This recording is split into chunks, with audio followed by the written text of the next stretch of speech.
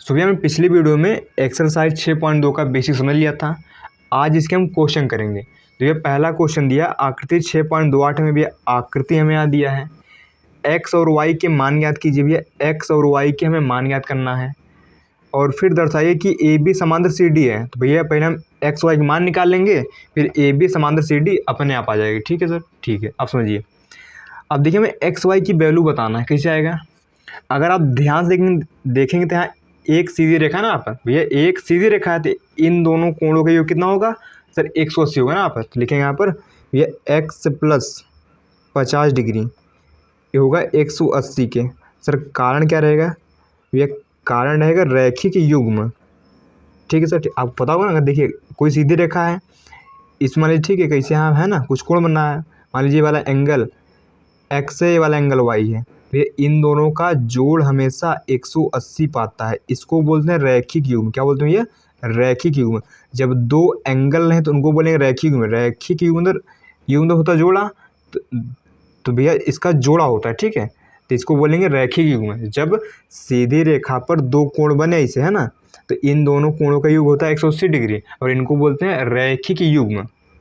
इतना क्लियर है? अब देखिए यहाँ क्या आएगा, एक्स बराबर आएगा यहाँ पर 50 उधर भेज देंगे तो होगा 180 माइनस भैया 50 डिग्री। यह होगा एक्स बराबर सर 130 डिग्री आ जाएगा यहाँ पर, है ना सर। ये आ गया हमारे पास। ठीक है, तो मैं एक्स की वैल्यू यहाँ पर आ गई, है ना।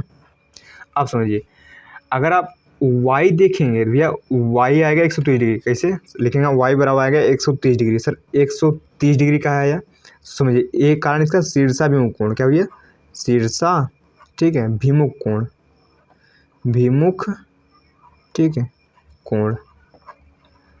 समझिए, इसे मान लीजिए यहाँ पे ऐसे एक रेखा ऐसे, ठीक है, और एक रेखा ऐसे, है ना, दो रेखा। आपने बेसिक में समझा था कि भैया ये वाला एंगल सिर्फ इसके बराबर होगा। मान लीजिए अगर 30 है भैया, ये भी कितना पाएगा सर? ये भी 30 पाएगा, है ना। मान लीजिए ये वाला कितना है सर? ये वाला मान लीजिए 150 डिग्री है तो भैया ये भी 150 डिग्री ही पाएगा ना। ठीक है सर। शीर्षाभिमुख क्या होते हैं? जो आमने सामने कोण बराबर होते हैं ना। शीर्षाभिमुख मतलब मुख के सामने वाले कोण भी क्या होते हैं? बराबर होता है। ठीक है, शीर्षाभिमुख मुख के सामने वाले कोण सर बराबर होते हैं। आई थिंक आपको इतना समझ आएगा। ठीक है, तुम्हारा वाई बराबर कितना है हमारे पास? 130 डिग्री। तो ये हमारा एक्स और वाई के मान आ गए। एक्स का मान 130 डिग्री है, वाई के भी मान 130 डिग्री हैं। अब देखिए उन्होंने फिर बोला था कि दर्शाई कि ए बी समांतर सी डी है। आप समझिए दो रेखा समांतर कब होती हैं? ये दो रेखा समांतर कब होती हैं? देखिए पहली कंडीशन है यदि सर संगत कोण बराबर हो। क्या? यदि संगत कोण बराबर हो। अगर संगत कोण बराबर हैं तो हम बोलेंगे ये दोनों रेखा समांतर हैं। ठीक है, ठीक है, समझिए दो रेखा बहुत अच्छी लग रही रेखा। ठीक, समझिए ऐसा समझना कॉन्सेप्ट है ना। अगर मान लीजिए, ठीक है, यहाँ पर ये वाला एंगल, ठीक है, और ये वाला एंगल, ये दोनों संगत कोण है ना। यहाँ पर आपने बेसिक समझा तो इन्हें संगत कोण बोलते हैं। अगर ये दोनों बराबर है, मान लीजिए ये वाला कितना है? मान लीजिए 120 डिग्री और ये भी 120 डिग्री है, तो हम बोलेंगे जो ये रेखा है ना, ये दोनों रेखा, ये रेखा और ये रेखा समांतर पाएंगे, है ना। ठीक है सर। यदि संगत कोण बराबर तो क्या बोलेंगे भैया? ये दोनों रेखा समांतर हैं। अगला सर यहाँ पर कि एकांतर अंतः कोण बराबर है। एकांतर अंतः कोण बराबर हो तब भी हम कहेंगे भैया कि दोनों रेखा समांतर पाएंगे। ठीक है सर। एकांतर अंतः कोण आप जानते होंगे। ठीक है, कल वाली वीडियो अगर आप देखे होंगे समझोगे। ठीक है, एकांतर अंतः कोण से कहते हैं ना, समझिए।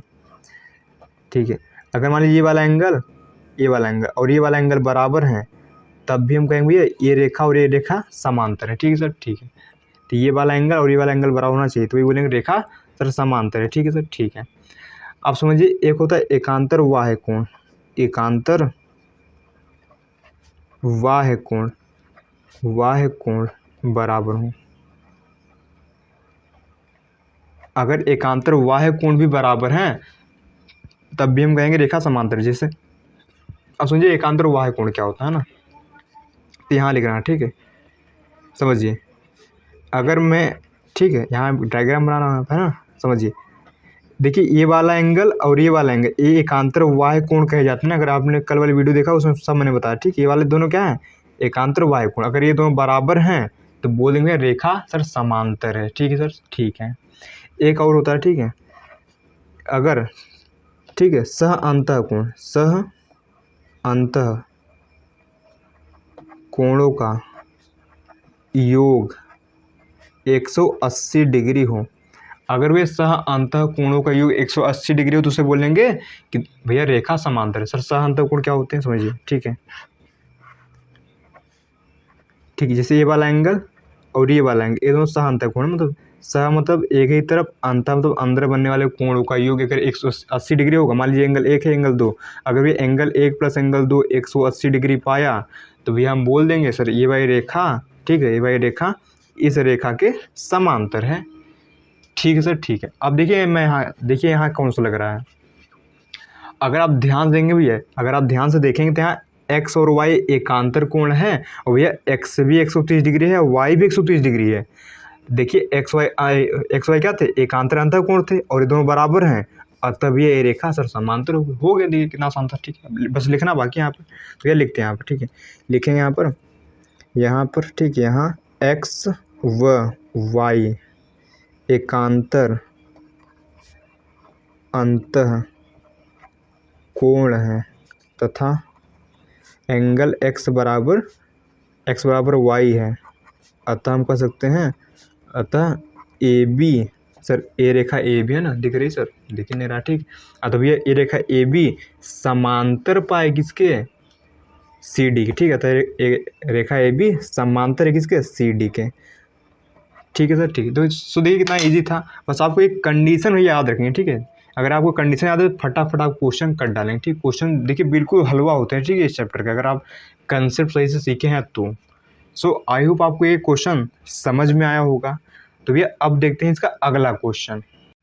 सो भैया दूसरा क्वेश्चन दिया है, बोला आकृति 6.29 में भैया आकृति हमें यहाँ दिया गया है में यदि ए बी समांतर सी डी है, भैया ए बी समांतर सी डी है और भैया सी डी समांतर ई एफ है और सी डी समांतर ई एफ है और y अनुपात z बराबर 3:7 है, तो x का मान ज्ञात कीजिए। सो देखिए बहुत आसान क्वेश्चन है, कैसे करेंगे देखिए। सो देखिए हमें दिया क्या है सर, ए बी समांतर है सी डी के। ठीक सर सी डी के, और ठीक है और फिर क्या दिया हमें दिया सी डी समांतर है सर ई एफ के, सी डी समांतर है ई एफ के। देखिए ए बी समांतर है सी डी के और सी डी समांतर है ई एफ के, मतलब भैया ए वाई रेखा इसके समांतर है और ये रेखा इसके समांतर है, मतलब कहेंगे सर तीनों भी समांतर है। ठीक है मतलब तीनों ही समांतर है, लिखेंगे यहाँ पर अतः यहाँ पर ए बी समांतर होगा सी डी के और भैया सी डी समांतर होगा ई एफ के। ठीक है सर ठीक है। देखिए ये रेखा इसके समांतर है और ये इसके समांतर है, मतलब तीनों ही आपस समांतर हो गए। ठीक है सर ठीक है। अब समझिए। ठीक है और देखिए यहाँ y अनुपात z बराबर हमें दिया है 3:7। तो यहाँ हमने पिछली वीडियो में सीखा था भैया कि जब ऐसे दिया रहता है हाँ y बराबर लिखेंगे यहाँ पर 3, ठीक है, और यहाँ लिखेंगे z बराबर सर लिखेंगे 7, लेकिन कुछ न कुछ चर लगा देते हैं। ठीक है सर आप चाहे x लगाए चाहे y लगाए, लेकिन x y मत लगाए का है क्योंकि यहाँ x y ऑलरेडी है ना यहाँ पर, तो कन्फ्यूज हो जाएंगे। तो यहाँ मैं k लगा रहा हूँ। ठीक है कुछ भी आप लगा सकते हैं। ठीक है मैंने यहाँ k लगा दिया है ना। ठीक है सर ठीक। अब देखिए हमें इस x की वैल्यू निकालना, कैसे निकलेगा सर समझिए। देखिए ये रेखा भैया इसके समांतर थी और ये रेखा इसके समांतर थी, मतलब ये रेखा भी इसके समांतर होगी ना। देखिए तीनों आपस समांतर हैं, मतलब ये रेखा ए बी समांतर होगी किसके भैया, ए बी समांतर होगी किसके भैया, ई एफ के। अगर आप देखिए अगर आप इस रेखा से ढक लीजिए भैया, यहाँ पर जो x और z है भैया एकांतर क्या होंगे सर, एकांतर अंतःकोण होंगे और एकांतर अंतःकोण क्या होते हैं, बराबर होते हैं। ठीक है लिखेंगे यहाँ पर भैया, लिखते हैं यहाँ पर कि लिखेंगे यहाँ पर x बराबर भैया कितने किसको होगा, z के, कारण सर एकांतर अंतःकोण, क्योंकि भैया एकांतर अंतःकोण सर बराबर होते हैं। ठीक है सर ठीक है, इतना समझ में आया क्या।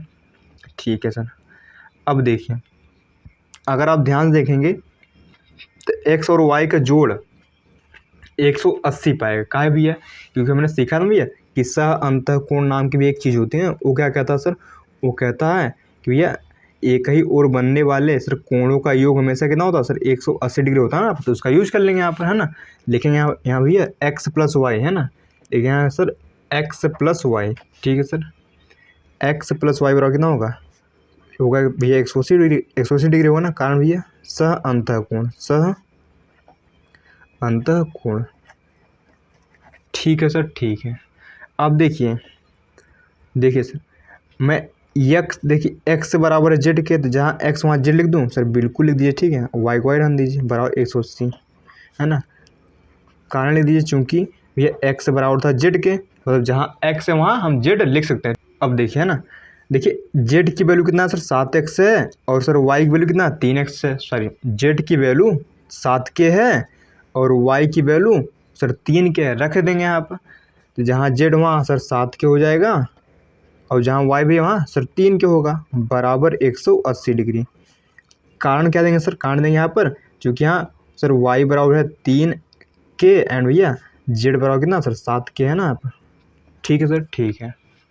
अब देखिए, कितना 7 3 10 के हो गए ना आप, बराबर हो गया 180 डिग्री। अब सर यहाँ के कितना है सर, यहाँ के आएगा 180 डिग्री बटा 10 आएगा, है ना। अगर भाग देंगे तो भैया कितना आएगा, 18 डिग्री आएगा ना आप, 18 में 180 होता है। ठीक है, यहाँ देखिए के कितना आएगा सर, के आ गया यहाँ पर सर 18 आ गया ना पर, के सर 18 डिग्री आ गया, है ना। अब समझिए, हमें बताना क्या सर, हमें बताना था कि x कितना होगा ना सर, x कितना होगा। ठीक है, अब देखिए x बराबर किसके है सर, x बराबर z के। ठीक है, x बराबर है z के। ठीक है, यहाँ देखिए x बराबर भी है कितना है, z के। ठीक है सर, बिल्कुल है। ठीक है, लिख दीजिए समीकरण 1, है देखिए यहाँ समीकरण 1 से, ठीक, समीकरण 1 से, है ना, x बराबर z है, और देखिए z की वैल्यू कितना सर, z की वैल्यू हमारे पास 7 के है, इसमें z की वैल्यू कितना है सर 7 के रख देंगे यहाँ पर, तो क्या x बराबर यहाँ पर 7 के हो जाएगा ना। अब देखिए x बराबर कितना होगा, अब देखिए k की वैल्यू कितना सर, k की वैल्यू यहाँ पर 18 है। ठीक है, यहाँ लिख देंगे 18, चूँकि यहाँ पर भैया k बराबर कितना था 18 था, तो जहाँ k वहाँ 18 रख देंगे। ठीक है सर, ठीक है। अब देखिए गुणा कर लीजिए, कितना है 18 सत्ते कितना होता है सर, 18 सत्ते कितना होता है, 8 सत्ते 7 8 56 हो गया यहाँ पर। ठीक है, 7 1 7 126 आएगा ना यहाँ पर। भैया x कितना है सर, यहाँ x आएगा 126 डिग्री। ठीक सर, हमें x ही पूछा तो x निकल गया। ठीक है, अगर y पूछता तो सर y भी निकल जाता ना, y किस निकलता, देखिए यहाँ होगा y बराबर कितना, देखिए y बराबर हो जाएगा यहाँ पर 3 इंटू के वैल्यू पता है सर कितना, 18 18 तक 54 हो गया, तो यहाँ y कितना आएगा सर, y आ गया 54 डिग्री। अगर z पूछता तो z भी निकल जाता है, z कितना सर, z बराबर 7 के है ना आप, 7 इंटू इतना करते कितना 126 ही आता। ठीक है, अगर हमसे ये पूछता तो ये भी निकाल देते हम। ठीक है, लेकिन हमसे खाली x पूछा था, निकल गया। सो देखिए कितना आसान क्वेश्चन था, आई होप आपको समझ में आया होगा ना। सो भैया करते हैं नेक्स्ट क्वेश्चन। सो देखिए तीसरा क्वेश्चन दिया है, बोला आकृति 6.30 में भैया आकृति में दिया गया है, यदि ए बी समांतर सी डी है, भैया जो ए बी रेखा है ए समांतर सी डी है, और भैया जो ई एफ है ना वो लंब है सी डी पर, जो ई एफ है ये लंब है सी डी पर, मतलब लंब का मतलब यहाँ 90 कोण बना रहा है। ठीक है, इसका मतलब ये है। और भैया जी ई डी 126 डिग्री है, जी ई डी मतलब ये पूरा एंगल सर एक ना सर 126 डिग्री है। ठीक है सर, ठीक है। तो भैया हमें ये एंगल और ये एंगल ज्ञात करना है। ठीक है, पहले लिखिए दिया क्या है, हमें लिखते भैया दिया है,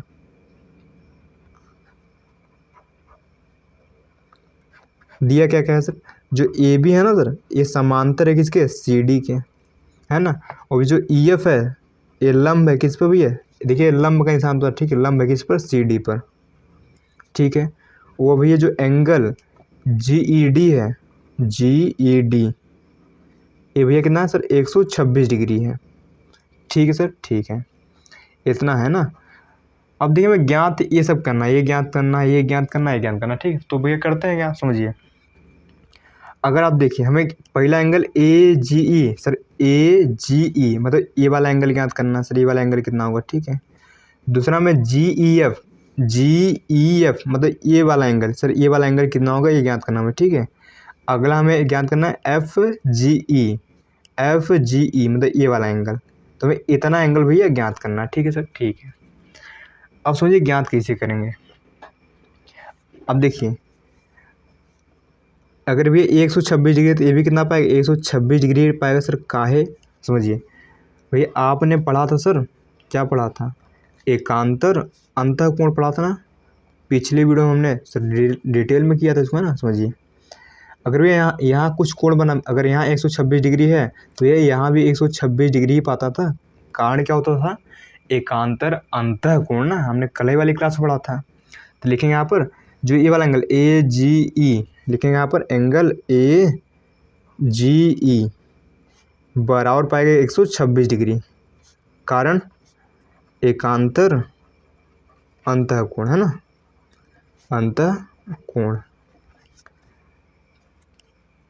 तो ये आपको इतना समझ में आया होगा ना, कारण क्या भैया, एकांतर अंतःकोण ना, क्योंकि एकांतर अंतःकोण भैया बराबर होते हैं ना, ठीक है, जैसे आपने कल पढ़ा था जैसे, ठीक है, अगर यहाँ कुछ बना था और यहाँ कुछ, भैया ये दोनों सर बराबर होते हैं ना, इन्हें बोलते हैं एकांतर अंतःकोण।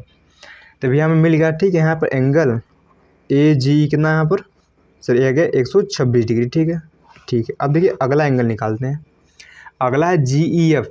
सर जी ई एफ ये वाला एंगल कितना होगा समझिए, देखिए ये पूरा एंगल है 126 डिग्री और भी इतना है 90 डिग्री।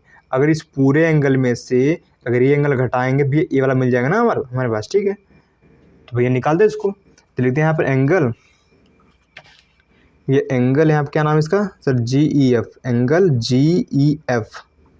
ये कितना हुआ इस पूरे एंगल में से, ये पूरा एंगल कितना है सर, ये पूरा एंगल है 126 डिग्री ना, यहाँ पर 126 डिग्री, उसमें भैया ये 90 घटा दीजिए, ठीक है, यहाँ पर 90 से घटा देंगे सर, ये 90 कहाँ से पाया, क्योंकि भैया लंब दिया था ना, लंब 90 डिग्री यहाँ पर है ना। तो यहाँ एंगल जी ई एफ कितना आएगा सर, आएगा यहाँ पर घटाइए कितना 36 पाएगा ना यहाँ पर, क्योंकि भैया 126 में से 90 जाएगा, तो यहाँ कितना 6 बचेगा, यहाँ कितना बचेगा 9 3 बचे 36 बचेगा ना यहाँ पर। तो यहाँ angle sir G E F कितना आएगा हमारे पास 36 डिग्री, ठीक है सर। ये वाला कितना सर, ये वाला 36 डिग्री है ना, ठीक है सर, ठीक है, ये 90 है ना। अब देखिए हमें और क्या निकालना सर, और हमें निकालना था यहाँ पर एफ जी ई, देखिए ना आसान क्वेश्चन, हमें ये एंगल निकालना था, ठीक है सर, ठीक। अब ये कैसे निकलेगा, अगर आप ध्यान से देखेंगे तो ये एक सीधी रेखा ना यहाँ पर, और यहाँ दो एंगल बन रहे हैं, तो इन एंगलों का जोड़ कितना होगा 180 डिग्री ना। तो लिखते हैं यहाँ पर, या लिखेंगे यहाँ पर ये एंगल क्या नाम है सर, इसका नाम है ए जी ई, लिखेंगे यहाँ पर angle A ji E plus इसका क्या नाम है सर, इसका क्या नाम है सर, इसका नाम है एफ जी ई, एंगल एफ जी ई। ये भैया बराबर पाएगा 180 डिग्री, कारण सर रैखिक युग्म, ठीक है सर। ये क्या देखिए, अगर कोई रेखा है उस पर कोई दो कोण बना है, ठीक है, रेखा पर कोई दो कोण बन रहे हैं, जैसे मान लीजिए वाला है एक्स और ये वाला भैया वाई है, तो इन दोनों का जोड़ भैया कितना पाता है सर 180 डिग्री है ना, और इनको बोला जाता है रैखिक युग्म। जब दो कोण हो तो उन्हें बोलते हैं रैखिक युग्म, क्या बोलते हैं भैया इसको सर, रैखिक युग्म। भाषण में आप खाली जब दो कोण होंगे तभी रैखिक युग्म बोलेंगे, अगर ज़्यादा होंगे तो लिखेंगे सीधी रेखा बनने वाले कोणों का योग 180 डिग्री होता है। आई होप आपको समझ में आया होगा ना। अब देखिए सर ए जी पता है सर, ए जी पता है 126 डिग्री रख देंगे यहाँ पर है ना, प्लस एंगल एफ जी ई, ये सब नहीं पता निकल जाएगा बने यहाँ है ना। तो यहाँ पे एंगल एफ जी ई सर कितना है यहाँ पर 180 में से इसको उधर घटा दीजिए, कितना 126 आएगा ना आप, यानी हो गया यहाँ पर एंगल एफ जी ई, भैया घटाइए 180 में से 126 घटा दिया, 4 बचेगा यहाँ, 7 में से 2 गया, कितना बचा यहाँ पर 54, यानी यहाँ पर बचेगा यहाँ पर 54 डिग्री, ठीक है। तो यहाँ पर एंगल जो एफ जी ई आया वो 54 डिग्री, मतलब ये वाला एंगल कितना 54 डिग्री। सो देखिए कितना इजी क्वेश्चन था, आई होप आपको सर समझ में आया होगा। सो भैया मिलते हैं नेक्स्ट वीडियो में अगले क्वेश्चन के साथ।